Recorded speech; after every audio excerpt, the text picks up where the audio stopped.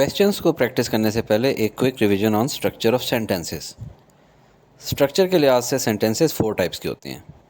Simple sentence, जिसमें सिर्फ एक ही इंडिपेंडेंट क्लॉज हो, यहाँ मैं आई से डिनोट कर रहा हूँ, यानी ऐसा जुमला जो इंडिपेंडेंटली ज़िंदा रह सके, उसमें वर्ब भी होगा और सब्जेक्ट भी। एग्जाम्पल देखें, the snow melted quickly in the sunshine. इसमें स्नो सब्जेक्ट है और मेल्टेड वर्ब है। इंडिपेंडेंट को यूँ समझें जैसे कोई मर्द या औरत नौकरी करता है या करती है तो वो अकेले ज़िंदगी गुजार सकते हैं इंडिपेंडेंटली। कंपाउंड वो सेंटेंस है जिसमें 2 इंडिपेंडेंट क्लॉजेज हों और उनको मिलाने के लिए कंजंक्शन या सेमीकोलन यूज़ हो। यूँ समझें जैसे 2 इंडिपेंडेंट लोग जब शादी कर लें तो कुछ कॉम्प्रोमाइज़ करके साथ में ज़िंदगी गुजारना शुरू कर देते हैं। एग्जाम्पल देखें, poor boys are intelligent yet they don't have access to quality education. इसमें पुअर बॉयज़ आर इंटेलिजेंट एक इंडिपेंडेंट क्लॉज है, जबकि दे डोंट यानी poor boys don't have access to quality education ये भी मुकम्मल इंडिपेंडेंट क्लॉज है। सेंटेंस अकेला रह सकता है, पर इनको मिलाने के लिए कंजंक्शन येट को यूज़ किया गया है। दूसरी एग्जाम्पल देखें, the car is unreliable semicolon it never starts in the rain. इसमें द कार इज़ अनरिलायबल एक इंडिपेंडेंट क्लॉज है और इट नेवर यानी the car never starts in the rain दूसरी इंडिपेंडेंट क्लॉज है और इनको सेमीकोलन से मिलाया गया है। कॉम्प्लेक्स सेंटेंस में एटलीस्ट एक इंडिपेंडेंट क्लॉज होती है और एक या एक से ज़्यादा डिपेंडेंट क्लॉजेज हो सकती हैं और इनको मिलाने के लिए सबऑर्डिनेटिंग कंजंक्शन यूज़ किया जाता है। कंपाउंड के अंदर जो कंजंक्शन यूज़ था वो कौन था? कोऑर्डिनेटिंग कंजंक्शन, क्योंकि 2 इक्वल थे यानी इंडिपेंडेंट थे। जबकि कॉम्प्लेक्स में एक इंडिपेंडेंट है और एक डिपेंडेंट है तो ये सबऑर्डिनेट हुआ, तो सबऑर्डिनेटिंग कंजंक्शन यूज़ किया जाएगा। ऐसा समझें कि खुदा न खास्ता पेरेंट्स में से किसी एक की डेथ हो जाए तो बच्चे या बच्चों को अकेला पालना पड़ता है, हाथ पकड़कर चलाना पड़ता है, इसलिए सबऑर्डिनेटिंग कंजंक्शन कहा जा रहा है।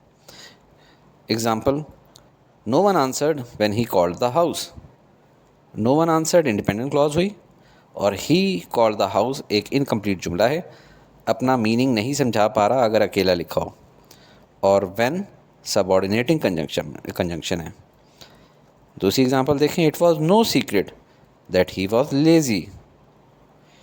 इट वाज नो सीक्रेट ये हिस्सा अलहदा लिखा है तो मीनिंग पूरा नहीं दे पा रहा, जबकि ही वाज लेज़ी एक कंप्लीट क्लॉज है और दैट जो है वो क्या है, वो सबऑर्डिनेटिंग कंजंक्शन है।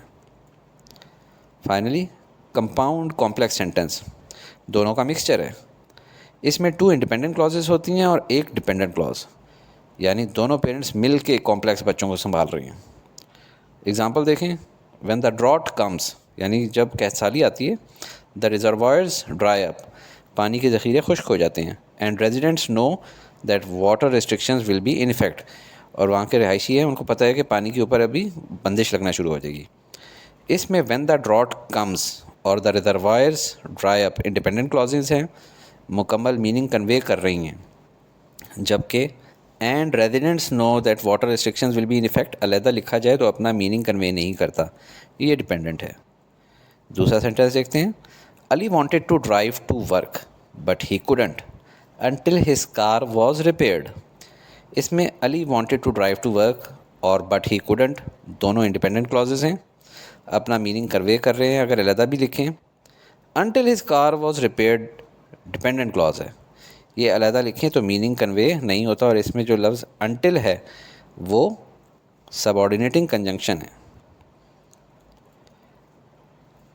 सबसे पहले question number 1, grasshoppers are the most commonly consumed insects. सबसे ज़्यादा खाए जाने वाले इंसेक्ट्स हैं, yet wasps have the highest protein of all edible insects. Edible जो खाए जाने वाले इंसेक्ट्स होते हैं और वास्प्स तंबूड़ी और शहद की मक्खी के बीच की चीज़ होती है।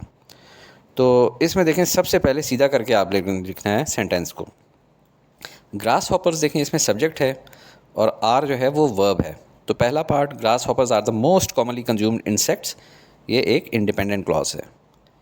फिर जो वर्ड येट है वो कोऑर्डिनेटिंग कंजंक्शन है और नेक्स्ट पार्ट में वास्प्स सब्जेक्ट है और हैव वर्ब है, तो ये भी इंडिपेंडेंट क्लॉज है। क्योंकि ये भी स्टैंड अलोन रह सकती है। और इसके अंदर अभी आप देखें, पहली वाली इंडिपेंडेंट क्लॉज, फिर कोऑर्डिनेटिंग कंजक्शन, फिर इंडिपेंडेंट क्लॉज। तो ये हमारी कौन सी सिचुएशन थी?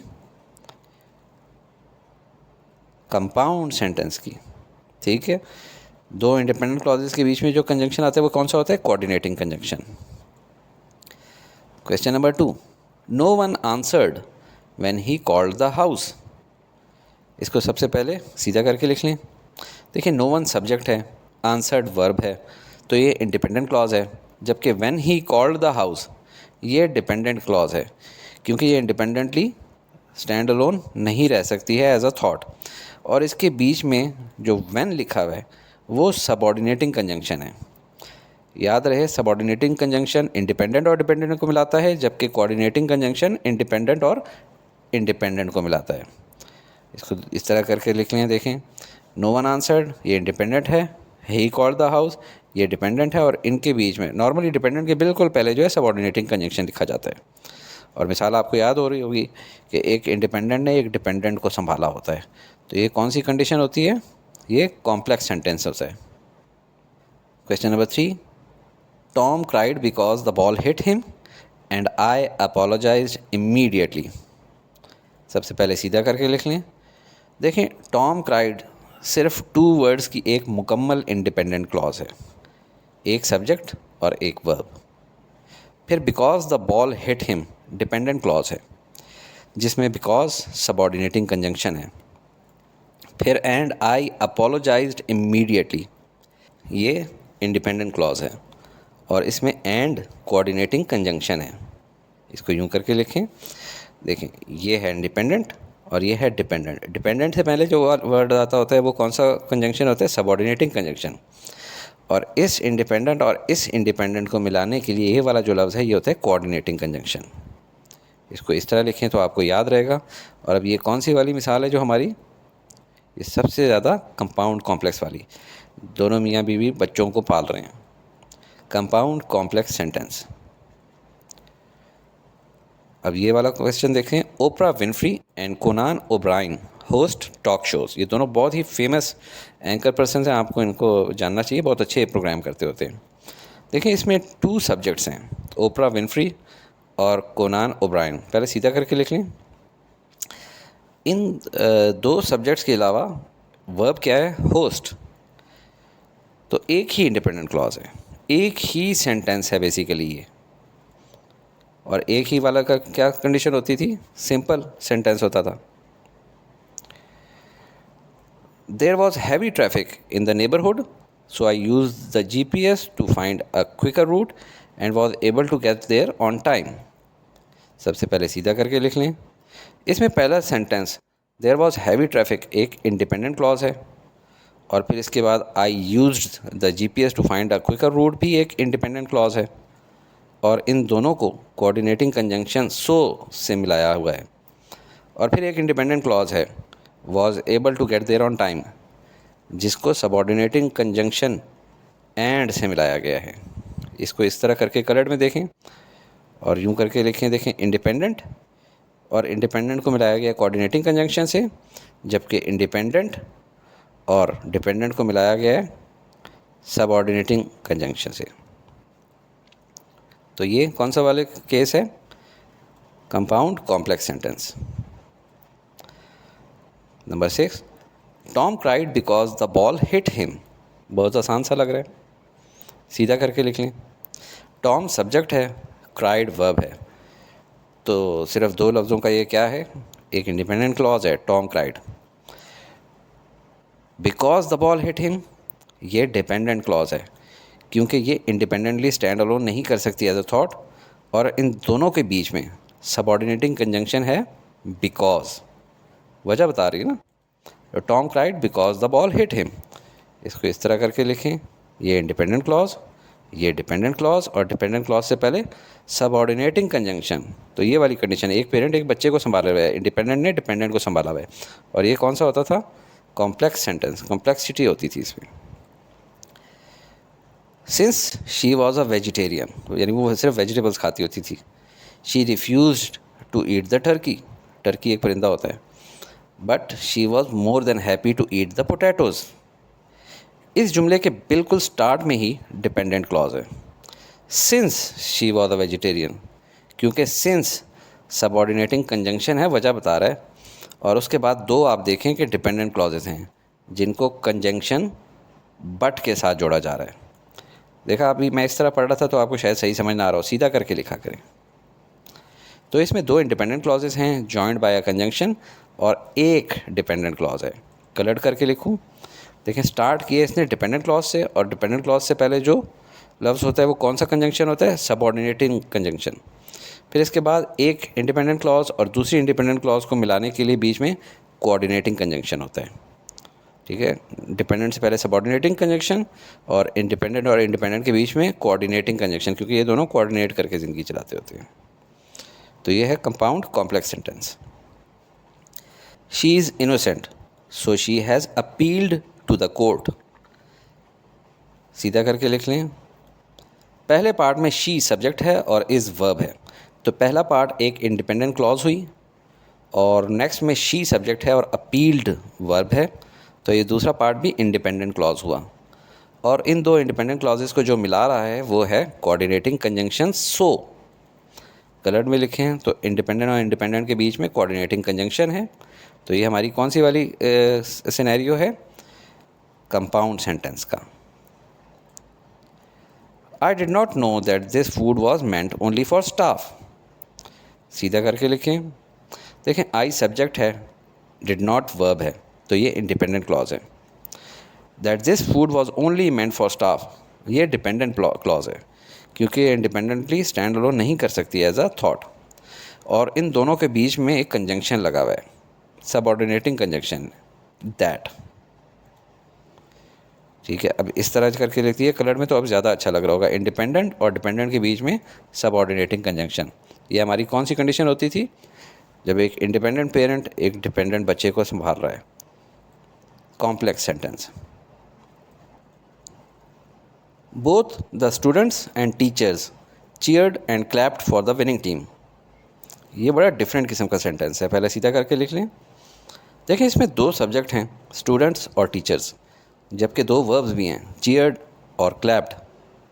लेकिन इस वजह से ये कोई दो डिफरेंट सेंटेंसेस नहीं हैं, सेंटेंस एक ही है।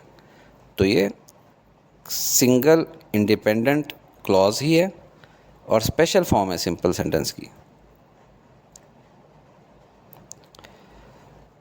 The car is unrepairable semicolon, it never starts in the rain. सीधा करके लिख लें, मैंने पढ़ते वक्त सेमीकोलन पे जोर रखा था ताकि आपके जहन में कोई चीज़ आए। देखें, द कार जो है वो सब्जेक्ट है और इज़ वर्ब है, तो पहला पार्ट द कार इज़ अनरिपेयरेबल ये एक इंडिपेंडेंट क्लॉज है, और फिर नेक्स्ट में इट सब्जेक्ट है और स्टार्ट्स वर्ब है, तो ये दूसरा पार्ट भी इंडिपेंडेंट क्लॉज है। और दो इंडिपेंडेंट क्लॉजेस को जो कंबाइन कर रहा है वो है सेमीकोलन। अब आप इस तरह करके लिखें, अब आपको समझ आ गई होगी कि इंडिपेंडेंट और इंडिपेंडेंट को एक अदद सेमीकोलन मिला रहा है। तो ये कौन सी कंडीशन होती है? ये होती है कंपाउंड सेंटेंस की condition. We must not swim where the sharks are. सीधा करके लिख लें। वी सब्जेक्ट है, स्विम वर्ब है, तो ये पहला हिस्सा क्या है? इंडिपेंडेंट क्लॉज है। जबकि where the sharks are independently stand alone नहीं कर सकता ये सेंटेंस एज अ थॉट, तो ये इंडिपेंडेंट क्लॉज नहीं है, ये क्या है? डिपेंडेंट क्लॉज है। और इसमें सबऑर्डिनेटिंग कंजंक्शन वेयर भी यूज़ हुआ है। तो ये कौन सी कंडीशन है? इंडिपेंडेंट और डिपेंडेंट के बीच में सबऑर्डिनेटिंग कंजंक्शन, ये होता है कॉम्प्लेक्स सेंटेंस। ग्रासहॉपर्स ईट क्लीन प्लांट्स, हाउएवर लॉबस्टर्स ईट फाउल मटेरियल्स। गंदी चीज़ें खाते हैं। सीधा करके लिख लें। देखें, पहले सेंटेंस में ग्रासहॉपर्स सब्जेक्ट है और ईट वर्ब है, तो पहला पार्ट एक इंडिपेंडेंट क्लॉज हुई, और नेक्स्ट में देखें लॉबस्टर्स सब्जेक्ट है और ईट वर्ब है, तो ये दूसरा पार्ट भी इंडिपेंडेंट क्लॉज हुआ। और इन दोनों इंडिपेंडेंट क्लॉजेस को मिला रहा है वो है सेमीकोलन और कोऑर्डिनेटिंग कंजंक्शन वर्ड। कौन सा? हाउएवर। तो इसको कलर्ड में लिखें। देखें, दोनों तरफ इंडिपेंडेंट क्लॉजेस हैं और बीच में सेमीकोलन भी और कोऑर्डिनेटिंग कंजंक्शन भी, तो ये कंपाउंड सेंटेंस की सिचुएशन है। Because he studied hard John passed the exam and he celebrated with his friends afterwards. सीधा करके लिख लें। पढ़ते ही पता चल रहा है कि 3 स्टेटमेंट्स हैं। इस जुमले के बिल्कुल स्टार्ट में ही डिपेंडेंट क्लॉज है, बिकॉज ही स्टडीड, जिसमें बिकॉज सबऑर्डिनेटिंग कंजंक्शन है। और उसके बाद आप देखें कि 2 इंडिपेंडेंट क्लॉजेज़ हैं जिनको कोऑर्डिनेटिंग कंजंक्शन एंड के साथ जोड़ा गया है। कलर में लिख के दिखाता हूँ। ये है डिपेंडेंट क्लॉज और इससे पहले सबऑर्डिनेटिंग कंजंक्शन है। ये इंडिपेंडेंट क्लॉज है जॉन पास द एग्ज़ाम, और ये he celebrated with his friends afterwards, ये भी इंडिपेंडेंट क्लॉज है। और ये दोनों किससे कंबाइन हो रहे हैं? कोऑर्डिनेटिंग कंजंक्शन से। सबऑर्डिनेटिंग कंजंक्शन डिपेंडेंट क्लॉज के साथ और 2 इंडिपेंडेंट के बीच में कोऑर्डिनेटिंग कंजंक्शन। तो ये कौन सी कंडीशन है हमारी? कंपाउंड कॉम्प्लेक्स सेंटेंस की। Sadia worked hard semicolon therefore she got a medal. सीधा करके लिख लें। मैंने पढ़ते वक्त सेमीकोलन के ऊपर ज़ोर दिया था, ठीक है। और जुमले के अंदर आप देखें, सादिया जो है वो सब्जेक्ट है और वर्कड वर्ब है। तो पहला पार्ट एक इंडिपेंडेंट क्लॉज है और नेक्स्ट में शी सब्जेक्ट है और गॉट वर्ब है। तो ये दूसरा पार्ट भी इंडिपेंडेंट क्लॉज है और इन दोनों क्लॉजेस को जो मिला रहा है वो है सेमीकोलन और कोऑर्डिनेटिंग कंजंक्शन देयरफॉर। तो ये कलर्ड में जब लिखा तो देखें इंडिपेंडेंट और इंडिपेंडेंट के बीच में सेमीकोलन और कोऑर्डिनेटिंग कंजंक्शन है। और ये हमारी कौन सी कंडीशन होती है? कंपाउंड सेंटेंस की। एक आखिरी वो देख लेते हैं। The cat ran away but nobody was worried because he was trained to find his home. सीधा करके लिख लें। इस जुमले के स्टार्ट में दोनों इंडिपेंडेंट क्लॉजेज नज़र आ रही हैं, joined by a conjunction but. पहली क्लॉज में कैट सब्जेक्ट है और रैन वर्ब है। इसी तरह नोबडी सब्जेक्ट है और वॉज वर्ब है। और आखिर में डिपेंडेंट क्लॉज नज़र आ रही है starting with subordinating conjunction because. इसको कलर में लिखें तो देखें 2 इंडिपेंडेंट के बीच में एक कोऑर्डिनेटिंग कंजंक्शन है, जबकि एक इंडिपेंडेंट और एक डिपेंडेंट के बीच में सबऑर्डिनेटिंग कंजंक्शन है। और ये हमारी कौन सी कंडीशन है? Compound complex sentence.